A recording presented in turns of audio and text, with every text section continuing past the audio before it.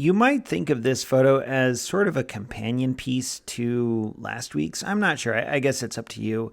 What I was going for here was the sunset and not necessarily perspective, which is what I was aiming for last week, but this sense of colors as the sun is setting and the clouds are lighting up with these variations of blues and pinks and reds and whites.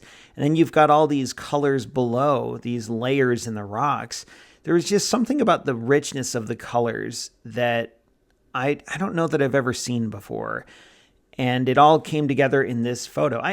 From a photography perspective, I'm not sure if it quite does what I want it to do. I also don't know about the truck. If you look really closely, there's a truck on the left-hand side of the photo. And I thought about removing it in Lightroom, but I thought, I don't want to edit too much here. So I just left the truck. Mostly what this does for me is it brings back memories. And that's kind of the more important thing than the photography element of it, which I think if it was this photo on its own without last week's, I think I would probably treat this a little differently. But I think last week's is actually the superior image from a compositional standpoint. But this is, I don't know, it's pretty cool to see the clouds lit up like this and this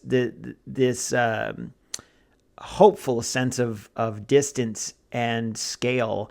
I don't know that it's perspective in the same way, but I hope it captures a feeling of this sweeping vista. I don't know if epic is the right word, but something more than just a little snapshot. This was handheld. I didn't have a tripod with me, and I wish I had, but I mean, what are you going to do? I can't go back now. I just straight up forgot to bring my tripod on this trip, and that's such an amateur mistake, but it's a reminder that we all still there's always room for improvement. We all make mistakes. So I shot this at f4, even though f8 or 5.6, any other smaller aperture would have been better from like an overall sharpness standpoint. I didn't have one, so f4 it is. And I'm sure if you zoomed in super close, you would see things that maybe weren't as good about it as a result. But here's the cool thing about this photo. Ready? I've been maybe downplaying a little bit for 2.5 minutes. If you are on the website, look below this photo and you'll see an embedded YouTube video, which is basically a sunset time lapse of this image.